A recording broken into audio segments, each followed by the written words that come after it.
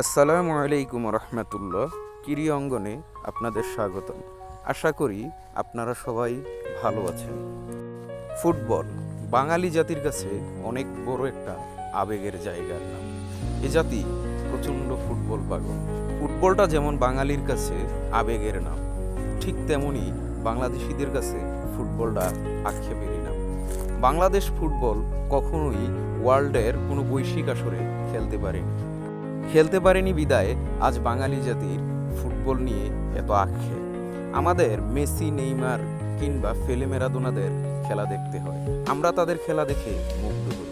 কিংবা বিশ্বকাপ আসলে ভিনদেশে আর্জেন্টিনা কিংবা ব্রাজিল, তাদের পতাকা আমার বাংলায় উড়ে। কিন্তু কখনোই কি বাঙালির আক্ষেপ মিটেছে এই ফুটবল দিয়ে? বাঙালি কতটা ফুটবল পাগল আপনারা যখন ওয়ার্ল্ড কাপ দেখবেন তখনই বুঝতে পারবেন। একটা ভিনদেশি যে বাংলাদেশ থেকে বহুগুণ দূরে, সে দেশের জন্য বাংলাদেশ কান্না করে দেয়, সে দেশের খেলা দেখেও বাংলাদেশের মানুষ আবেগ আপ্লুত হয়ে পড়ে। কিন্তু বাংলাদেশের সবচেয়ে আক্ষেপের জায়গা হচ্ছে বাংলার ফুটবল আজও বাংলাদেশিদের কিছুই দিতে পারেনি।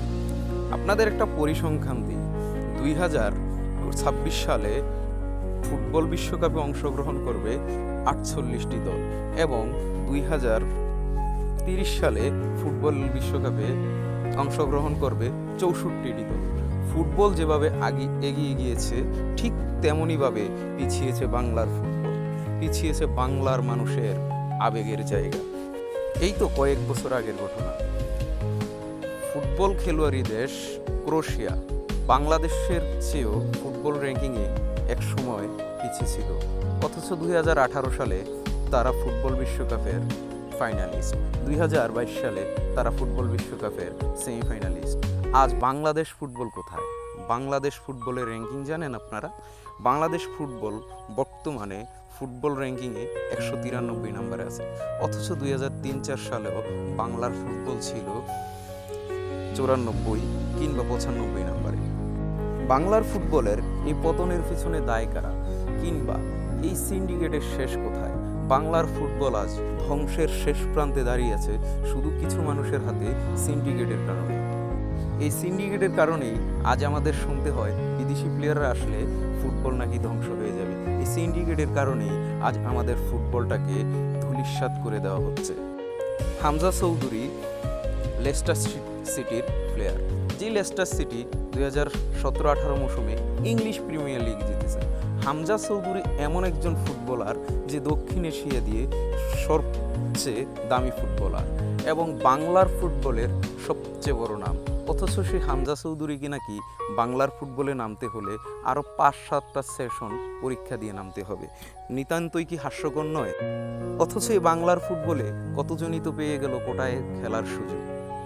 কিন্তু উন্নত জায়গায় উন্নত জীবন ছেড়ে আসা প্রবাসী ফুটবলারদের নাকি খেলতে হবে পরীক্ষা দিয়ে। ফাহমিদুল কিংবা হামজা চৌধুরীদের কারো বয়সের সমস্যা, কারো ট্রেনিং সেশনে পরীক্ষা দিয়ে আসতে হবে। আসলেই কি তাই? বাংলাদেশের ফুটবল কি এতটাই উন্নত যে ফাহমিদুল, হামজা চৌধুরীর মতো এত বিরল প্রতিভারও সুযোগ পাচ্ছে না?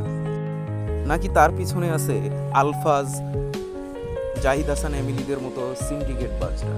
তাদের কারণেই আজ ফুটবল ধ্বংসের মুখে। আচ্ছা, আলফাজ আহমেদ কিংবা জাহিদ হাসান এমিলি, আপনাদের কাছে একটা প্রশ্ন, আপনারাই বাংলার ফুটবলকে কি দিয়েছেন এতগুলো বছর? আপনাদের হাতে কতটুকু এগিয়েছে বাংলার ফুটবল? প্রশ্নটা আপনাদের বিবেকের কাছে। সত্যিই কি আপনারা ফাহমিদুল কিংবা হামজা চৌধুরীদের যোগ্য ফুটবলার ছিলেন? যদি তাদের যোগ্যই না হন, তাহলে তাদের সমালোচনা কেন করেন? আজ আপনাদের মতো সিন্ডিকেট বাজদের জন্যই বাংলার ফুটবল এতটা পিছিয়ে। আজ আপনাদের মতো কিছু অসাধু লোকদের জন্যই বাংলার ফুটবলে প্রবাসীরা খেলতে অনাগ্রহী প্রকাশ করে।